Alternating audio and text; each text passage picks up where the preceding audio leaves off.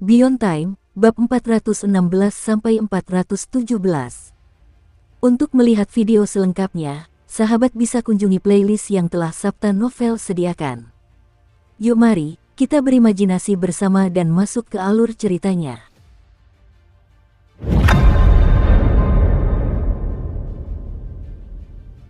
Suking setuju untuk bergabung.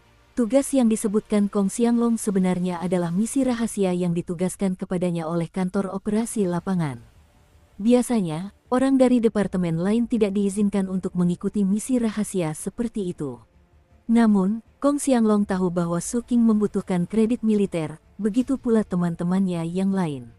Oleh karena itu, setelah banyak membujuk dan mendesak atasannya, ia mendapat persetujuan untuk mengizinkan pendekar pedang dari departemen lain untuk membantu.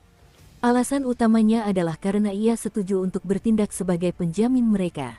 Para peserta termasuk para pendekar pedang dari kantor operasi lapangan lainnya, ditambah Suking, Sir Mountain River, Wang Chen, dan Dusky Spirit.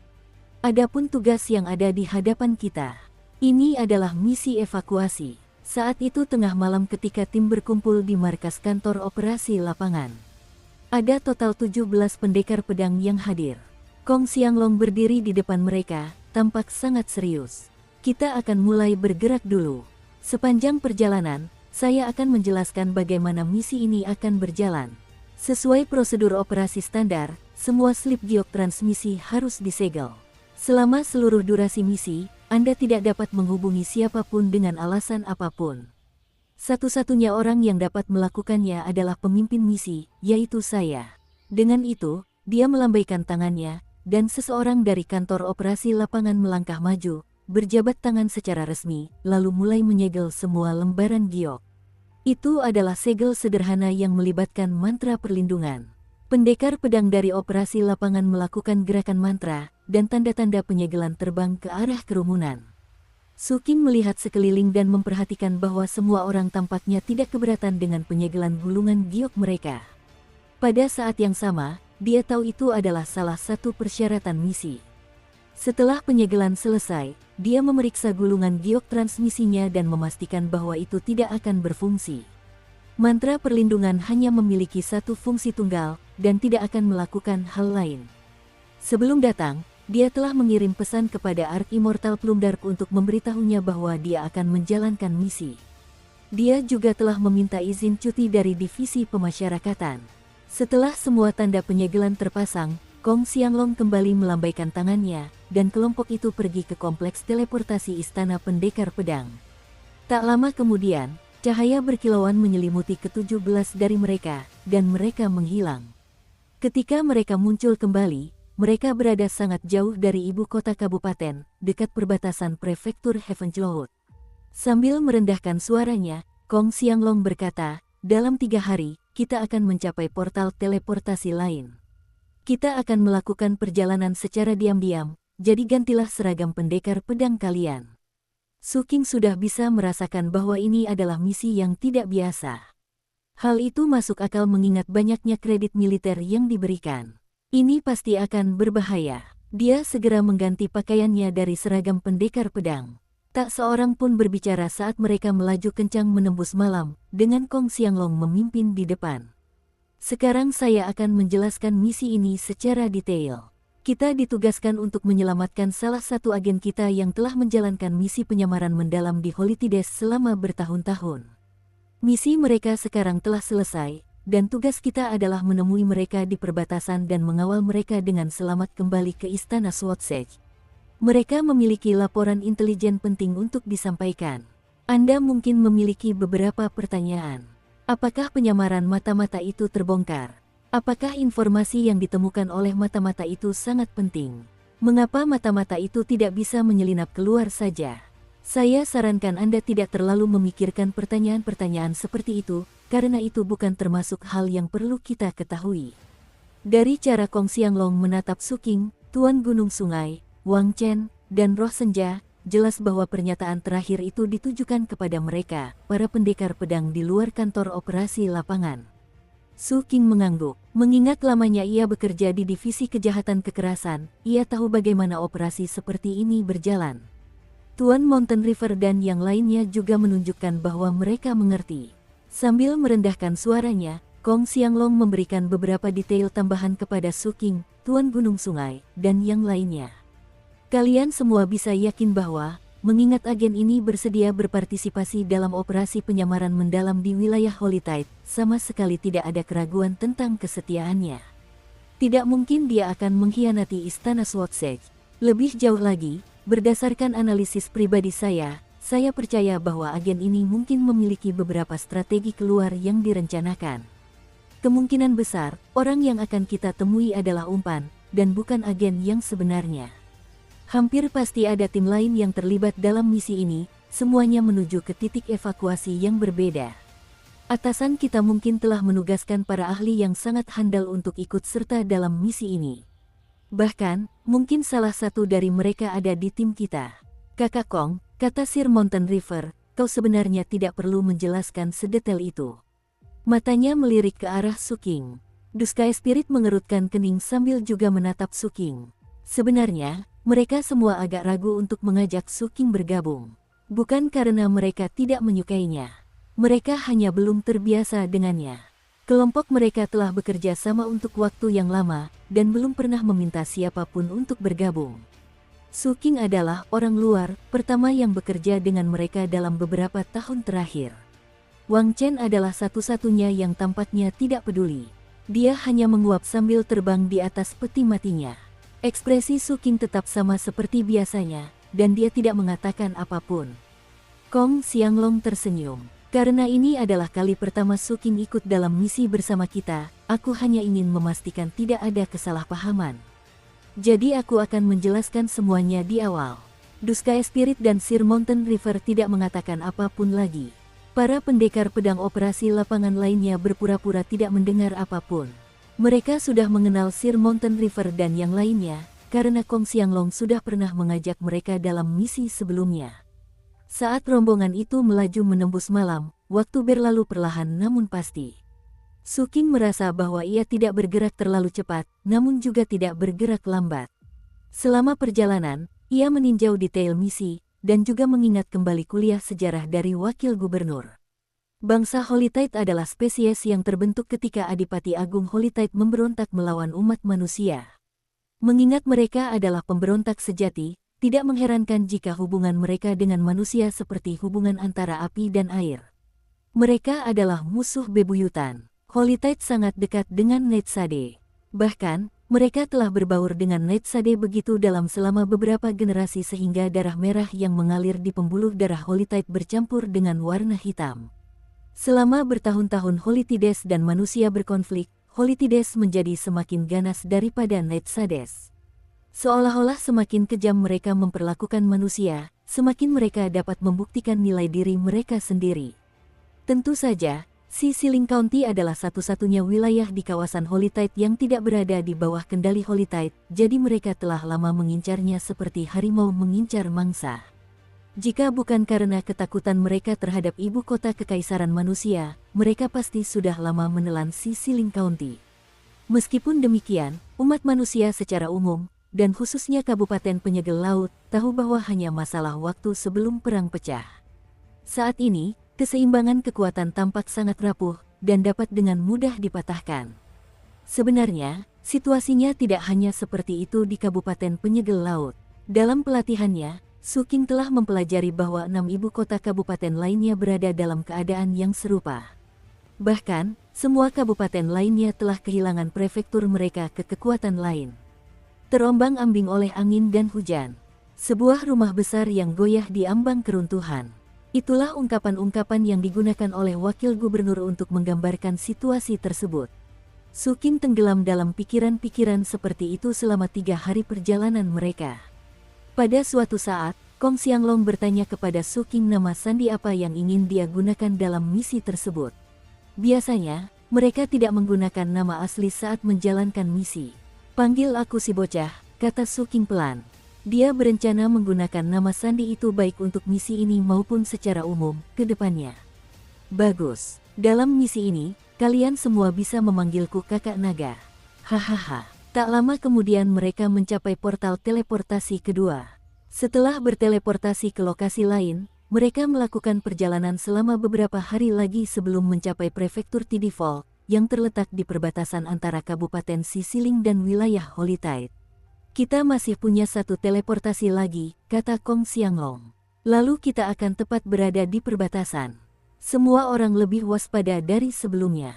Lagi pula, meskipun mereka masih berada di wilayah penyegelan laut, mereka juga sangat dekat dengan wilayah operasi Holytides. Meskipun ada perjanjian damai antara kedua spesies tersebut, yang memastikan bahwa siapapun di tingkat Naschen Sol atau lebih tinggi yang secara ilegal melintasi perbatasan akan langsung dibunuh dengan harta karun terlarang, tetap penting untuk selalu siap siaga. Lagi pula, kultivator Gold Core tingkat tinggi dengan senjata berbahaya bisa sangat mematikan. Saat itu sudah larut malam, dan awan gelap menutupi bulan. Satu-satunya penerangan berasal dari kilat yang sesekali menyambar menembus awan. Hujan turun. 17 sosok bayangan melesat menembus hujan menuju portal teleportasi.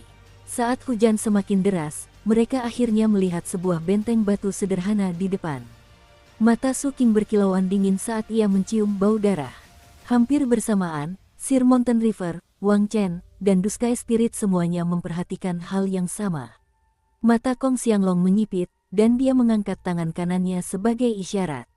Semua orang langsung berjongkok di tanah, tampak sangat serius. Mereka tidak mengaktifkan sinyal rahasia, kata Kong Xianglong.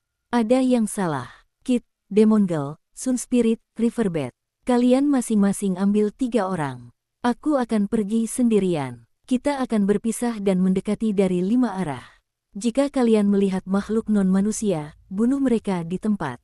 Jika kalian bertemu dengan siapapun yang memiliki istana surgawi lebih banyak dari kalian, tunggu aku.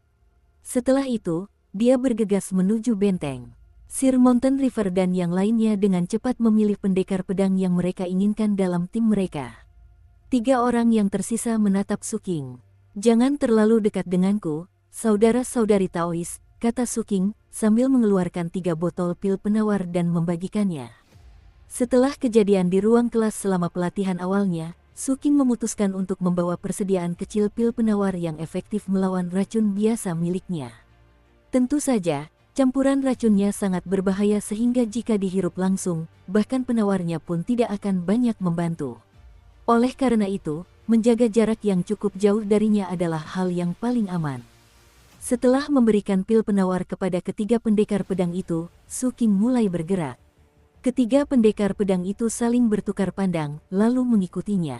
Tak lama kemudian, 17 pendekar pedang mendekati benteng dari 5 arah yang berbeda. Su King tidak berhenti atau memperlambat langkahnya. Dia menerjang maju, inti racun terlarangnya berdenyut. Meskipun dia tidak mengeluarkan racun itu dari tubuhnya, dia tetap menyiapkannya untuk tujuan pertahanan. Dan dia memang menaburkan bubuk racun di sekitarnya. Ketika dia sampai di benteng, dia sudah bisa mendeteksi suara teknik sihir di dekatnya. Kemudian, saat dia melangkah masuk ke dalam benteng, dia mendengar dengusan dingin ketika sesosok bayangan menyerbu ke arahnya dalam sebuah penyergapan. Ia adalah seorang pria paruh baya berjubah hitam bersulam daun ginkgo. Penampilannya tidak jauh berbeda dari manusia, kecuali ada tanda hitam di dahinya. Ia memancarkan kekuatan 5 istana surgawi, namun sebelum ia bisa mendekati Su King, wajahnya berubah muram dan matanya membelalak karena terkejut. Kemudian ia batuk mengeluarkan seteguk darah hitam. Racun apa ini? Bukan karena dia terkejut dengan penggunaan racun, melainkan dia terkejut dengan betapa kuatnya racun itu.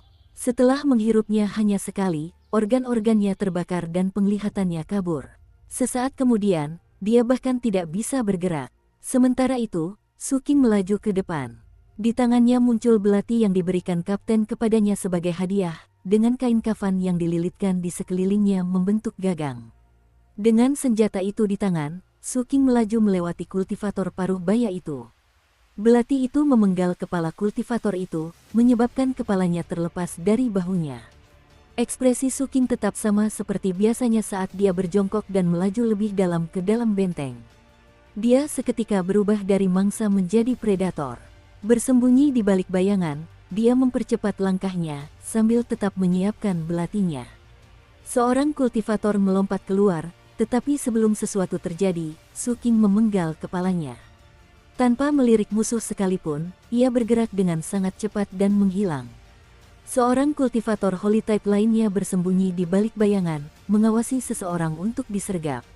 Tiba-tiba, ekspresinya berubah, tetapi ia sudah terlambat untuk bereaksi. Su Qing muncul di belakangnya, belatinya berkilauan. Senjata itu menebas tepat di leher kultivator tersebut. Selanjutnya, Su Qing mengerutkan kening saat suara siulan terdengar dari belakangnya. Namun kemudian kilat merah menyambar, dan banyak mata terbuka di dalam bayangannya.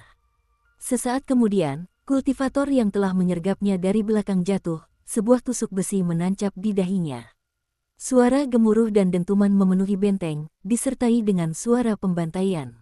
Sementara itu, Kong Xianglong meraung marah di udara di atas kastil saat ia bertarung melawan 4 kultivator tingkat suci 8 istana. Fakta bahwa para kultivator tingkat suci ini memiliki kemampuan bertarung tingkat 8 istana menunjukkan betapa luar biasanya mereka. Bahkan, semuanya memiliki teknik kelas kekaisaran. Lebih tepatnya, semuanya memiliki teknik kelas kekaisaran yang persis sama.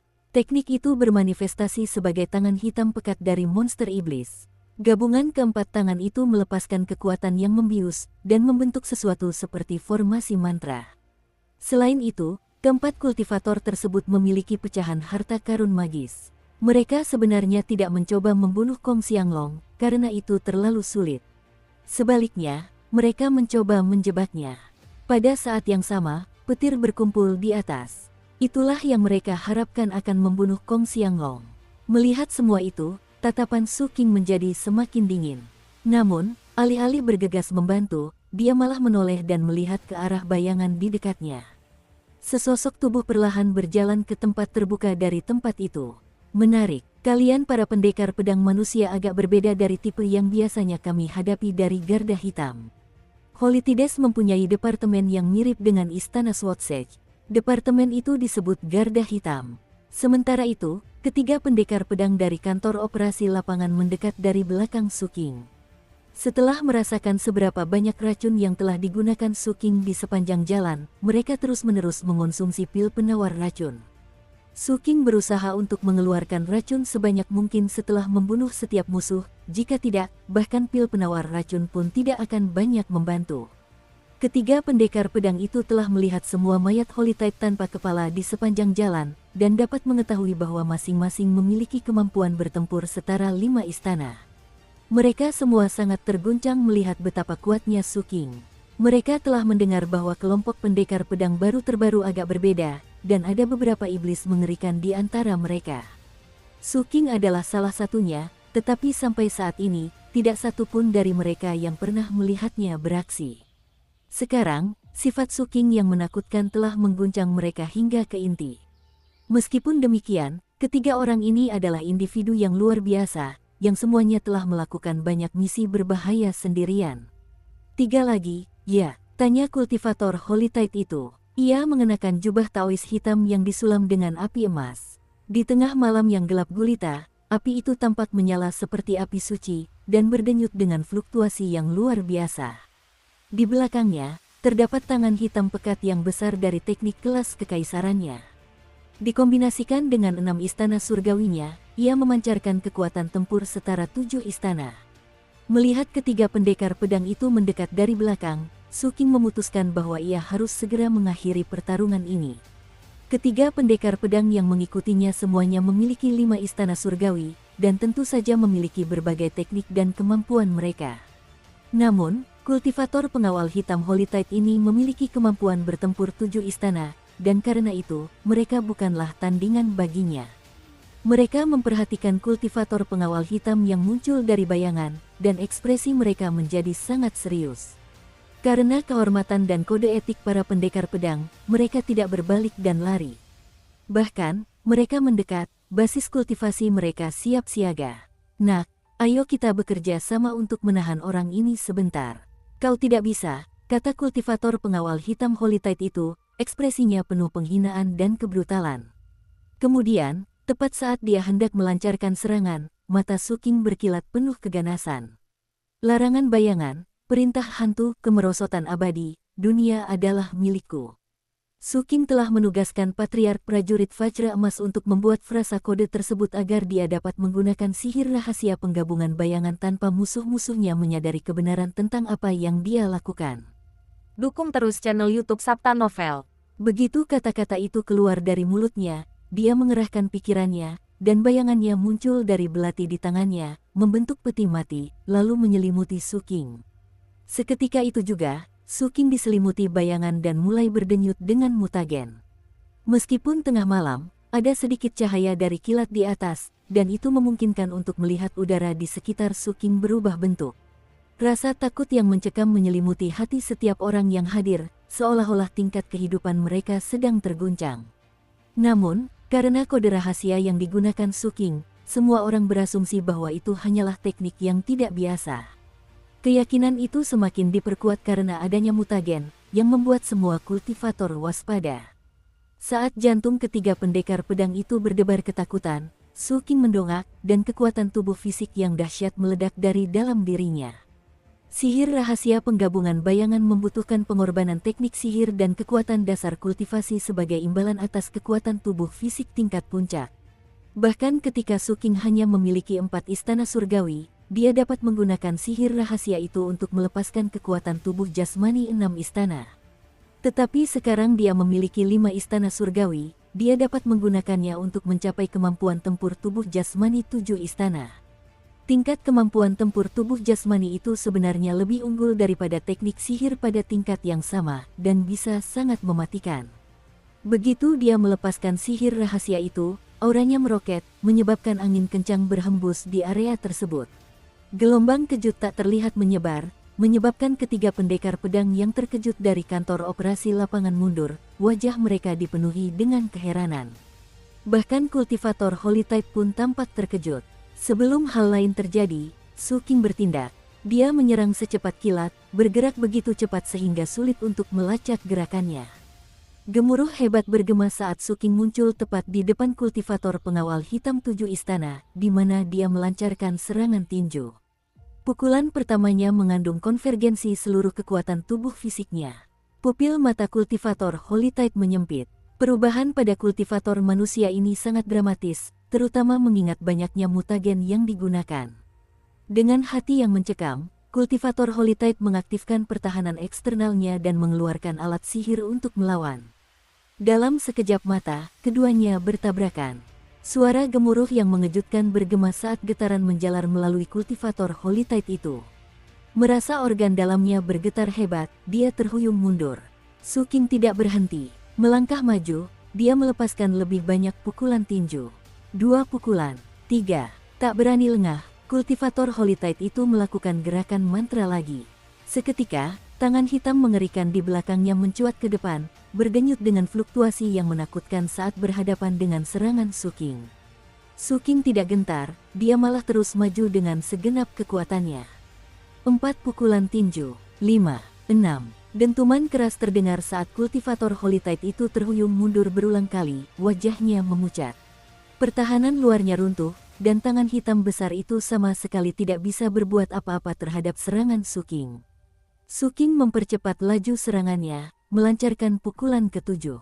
Kemudian yang ke-8, dan akhirnya, dia melepaskan pukulan ke-9. Suara retakan yang sangat besar terdengar. Darah menyembur keluar dari mulut kultivator Holy Tide saat salah satu lubang dharmanya meledak, dan salah satu istana surgawinya runtuh. Saat ia terjatuh ke belakang, wajahnya dipenuhi rasa takut. "Teknik apa itu?" teriaknya. Itu tak lain adalah Within the Nine Springs. Meskipun tampak seperti teknik magis, kenyataannya teknik ini bergantung pada rahasia tubuh jasmani. Dalam Foundation Establishment, teknik ini dapat menghancurkan celah dharma. Dalam Gold Core, teknik ini dapat menghancurkan istana surgawi. Ketika istana surgawinya runtuh, kultivator Holy Tide akhirnya mulai menyadari betapa menakutkannya Su King. Saat sensasi krisis mematikan yang hebat menyelimutinya, dia memutuskan untuk melarikan diri.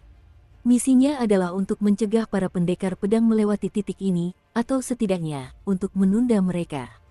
Tetapi tidak ada misi yang lebih penting daripada hidup itu sendiri. Ia kini melarikan diri, namun ia mengambil keputusan itu terlalu terlambat. Bahkan saat ia mundur, Sekelompok kumbang yang tak terhitung jumlahnya yang telah memenuhi tubuhnya tanpa ia sadari, tiba-tiba menyerang, melahapnya dari dalam. Wajahnya berubah pucat, dan ia menjerit. Darah hitam menyembur keluar dari mulutnya, dan wajahnya berubah menjadi hijau kehitaman. Teror mencekamnya. Sementara itu, Suking mendekat seperti prajurit dari neraka. Dia tidak ragu-ragu untuk melayangkan pukulan mematikan dengan harapan merebut inti emas lawannya. Itu bukan gayanya. Tanpa ragu sedikit pun, dia menusukkan belatinya tepat ke dada kultivator Holy Tide itu. Namun, kultivator pengawal hitam Holy Tide memang luar biasa. Ia berhasil melemparkan dirinya ke belakang sambil melakukan gerakan mantra dua tangan dan menghasilkan pecahan harta karun magis yang menciptakan penghalang pertahanan di sekelilingnya seperti cangkang kura-kura. Pada saat yang sama, tanda hitam di dahinya meletus dengan benang hitam yang melesat ke arah Suking seperti jarum. Lawan Suking menghindar terlalu cepat. Akibatnya, Suking kehilangan momentum dan tidak bisa menyerang lagi dengan belatinya. Namun, dia bereaksi cepat terhadap serangan balik, melompat ke depan dan kemudian meluncurkan dirinya ke atas dengan tangannya untuk menendang ke arah dada kultivator pengawal hitam. Pertahanan cangkang kura-kura itu berkilauan terang dan bertahan kuat, membengkok di bawah kekuatan, dan bahkan sedikit retak, tetapi tidak hancur. Namun, karena kekuatan di balik tendangan Suking, kultivator pengawal hitam itu terlempar ke udara, dan benang-benang hitam yang keluar dari dahinya menjadi berantakan. Suking memanfaatkan momen itu untuk melompat, memperpendek jarak di antara mereka dan sekali lagi menusuk dengan belatinya, kali ini ke arah bagian pertahanan cangkang kura-kura yang melemah. Ditambah dengan kemampuan selubung untuk menembus pertahanan, belati itu menembus dengan mudah. Kultivator pengawal hitam itu menjerit melengking, berharap bisa melarikan diri, tetapi tidak mampu melakukannya. Belati Suking menusuk ke atas. Belati itu mengenai kultivator Holy Tide tepat di perutnya, lalu naik melewati lehernya ke rahangnya, dan akhirnya menembus dahinya. Darah menyembur saat kultivator 7 istana itu terbelah menjadi dua. Semua serangan dan kecepatan tanpa ampun yang dimiliki Suking memperjelas seperti apa gaya bertarungnya. Suking menatap mayat itu dan ekspresinya berubah. Ada aura di dalam mayat Holy Tide yang tampak familiar. Itu adalah sesuatu yang menyebabkan bulan ungu di istana surgawi kelimanya bergetar. Aura bulan merah itu, ekspresi penasaran muncul di matanya sesaat, tetapi dia segera menghilangkannya. Sekarang bukan waktunya untuk memikirkan hal-hal seperti itu. Mengambil tas jinjing kultivator pengawal hitam dan pecahan cangkang kura-kura, dia memeriksa istana surgawi mayat yang memudar. Karena aku menggunakan sihir rahasia penggabungan bayangan, aku tidak bisa menggunakan seni perebutan Dao Gruglum. Setelah seorang kultivator mati, lautan kesadaran mereka runtuh, istana surgawi mereka hancur, inti emas mereka lenyap menjadi ketiadaan. Tak satu pun dari mereka dapat digunakan. Suking merasa sedikit kecewa. Seandainya tidak ada orang lain di sana, dan dia tidak sedang menjalankan misi, maka dia bisa saja menggunakan racun terlarangnya serta metode lain untuk memperpanjang pertarungan dan menciptakan kesempatan untuk mencabut inti emas itu. Namun, ia masih harus mempertimbangkan 3 pendekar pedang lainnya. Jika ia membuang waktu untuk mendapatkan inti emas itu, sangat mungkin kultivator pengawal hitam lainnya akan datang untuk memberikan bantuan. Tidak hanya para pendekar pedang yang akan berada dalam bahaya, tetapi Suking sendiri mungkin juga akan berada dalam masalah. Dengan mempertimbangkan semua hal, lebih masuk akal untuk mengakhiri pertarungan dengan cepat. Akan selalu ada kesempatan lain untuk mendapatkan lebih banyak inti emas. Bayangan di Suking menyatu di dahinya, membentuk mata. Kemudian dia melirik para pendekar pedang yang gemetar, mengangguk, dan menghilang ke dalam kegelapan. Ketiga pendekar pedang itu menatap kultivator Holy Tide yang telah mati, lalu ke arah menghilangnya Suking. Akhirnya, mereka saling bertukar pandang. Mereka semua adalah pilihan terbaik dari prefektur masing-masing. Namun, setelah datang ke ibu kota kabupaten, mereka menyadari bahwa selalu ada orang yang lebih penting daripada mereka, dan selalu ada surga di luar surga. Pasti ada orang yang lebih kuat dan lebih mumpuni daripada mereka. Entah itu Kong Xianglong, Tuan Gunung Sungai, Roh Senja, atau Wang Chen, dan sekarang Suking ini, ketiganya hanya bisa menghela napas dalam hati. Semua orang mengatakan bahwa kelompok pendekar pedang baru ini berbeda dari yang sebelumnya. Mereka bilang mereka adalah sekelompok makhluk mengerikan, dan itu bukan berlebihan. Meskipun begitu, kesadaran ini tidak membuat mereka kehilangan kepercayaan diri. Sebaliknya, mata mereka berbinar-binar penuh semangat saat mereka terus maju. Namun, alih-alih mengikuti Su Qing, mereka pergi ke arah yang berbeda. Sementara itu, Su Qing telah berlari ke tengah benteng. Pertempuran di sana juga sangat sengit. Para pengawal hitam Holy Tide telah menyiapkan penyergapan besar-besaran, dan saat ini Riverbed, yang tentu saja adalah Sir Mountain River, telah melepaskan gelombang energi darah yang menakjubkan bersamaan dengan aura yang sangat dingin. Hasilnya sangat mematikan. Semakin banyak yang dia bunuh, semakin kuat keinginan darahnya, dan semakin tinggi kemampuan bertempurnya. Ini adalah sihir rahasia dari Blood Chill Society yang melibatkan pengembangan energi pembunuh. Selama energi itu tidak dilepaskan, semakin banyak yang dibunuh, semakin kuat energi itu. Sir Mountain River tertawa histeris saat bertarung, membuatnya sangat berbeda dari dirinya yang biasanya murung. Gadis iblis itu adalah Dusky Spirit, dan dia juga luar biasa. Berasal dari sekte demonisasi kekosongan tertinggi, dia telah berubah menjadi iblis berkulit hijau setinggi 9 meter yang dikelilingi kabut berwarna hijau. Tubuhnya sebenarnya sebagian transparan, memungkinkannya untuk menembus hampir semua materi fisik. Gaya bertarungnya brutal, karena dia akan mengambil jantung dan kepala musuh. Teknik khusus yang dia gunakan memungkinkannya untuk mengabaikan serangan fisik dan menyerang dengan kebrutalan ekstrim. Dia kadang-kadang menelan musuh secara utuh. Setiap lawan yang melawannya akan berakhir tertutup biji melon yang terbuat dari daging. Sun Spirit adalah nama sandi untuk Wang Chen, dan dia sama ganasnya.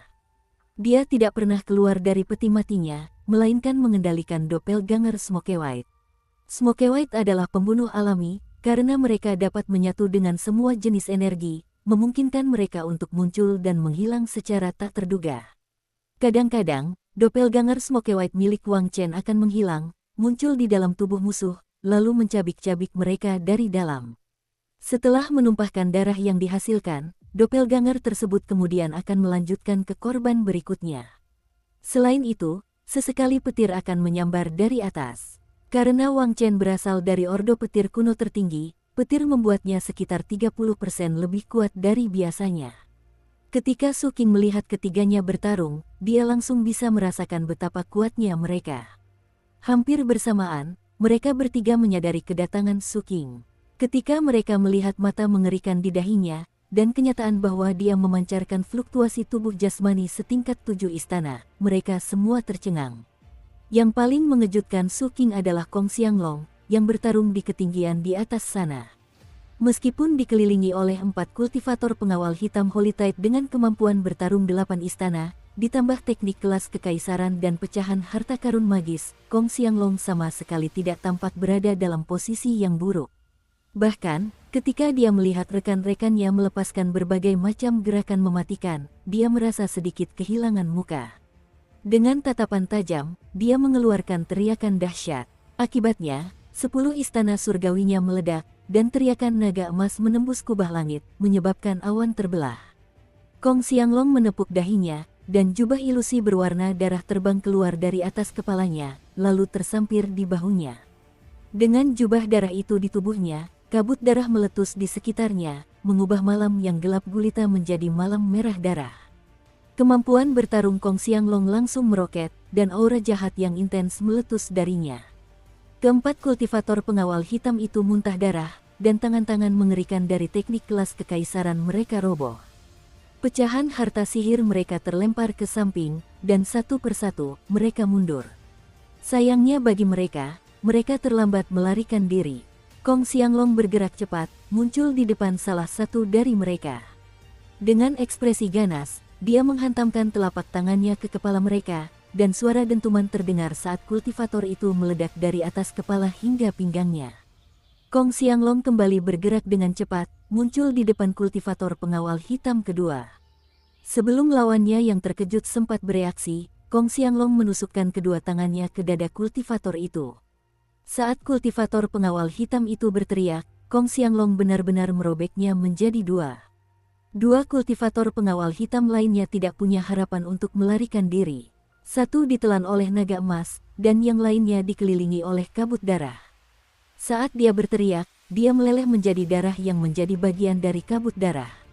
Melihat itu, Su Qing teringat Kapten pernah menyebutkan betapa brutalnya Kong Xianglong dalam menangani makhluk non-manusia. Adapun jubah darahnya, Su Qing dapat merasakan fluktuasi kekuatan Garmen Fog yang berasal darinya. Kembaran Smoke White milik Wang Chen menatap Su Qing, matanya berkilauan dengan cahaya misterius. Itu adalah pecahan harta karun terlarang milik kakak naga, yang memiliki 5 kekuatan sihir. Nak, trik tubuh fisikmu itu sangat kuat. Jika kita punya waktu nanti, bisakah kau memberiku beberapa tips? Sebaiknya kau menjauh sedikit dariku, kata Su Qing dengan tenang. Lalu bagaimana jika aku tidak mau? Kata Wang Chen sambil mengangkat alisnya. Kalau begitu aku tidak akan bisa mengendalikan racunku, dan kau mungkin perlu mencari doppelganger baru. Wang Chen menghilang, lalu muncul kembali tidak jauh dari situ. Menatap Su Qing, dia berdeham dengan canggung. Saat itu, Kong Xianglong melompat turun dan mendarat di tanah dengan bunyi gedebuk. Melihat sekeliling, dia melihat bahwa para pendekar pedang lainnya dari kantor operasi lapangan semuanya hadir.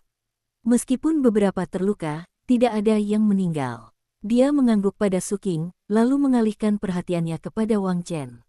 Sun Spirit, teriaknya. Jadi, kau pikir kau hebat karena bisa membuat doppelganger Smoke White. Kau mungkin tidak belajar hal lain, tapi setidaknya kau belajar bagaimana menjadi sombong. Mungkin kau harus mencoba melawanku dan lihat seberapa tangguh dirimu, bagaimana menurutmu? Maafkan saya, Dragon Bro, kata Wang Chen. Cepat perbaiki formasi mantra. Baik, Tuan. Wang Chen bergegas mendekat dan mulai mengerjakan formasi mantra. Melihat itu, Su Qing tiba-tiba terkejut betapa Kong Xianglong bertingkah seperti seorang kepala istana ketika mengkritik mereka berdua.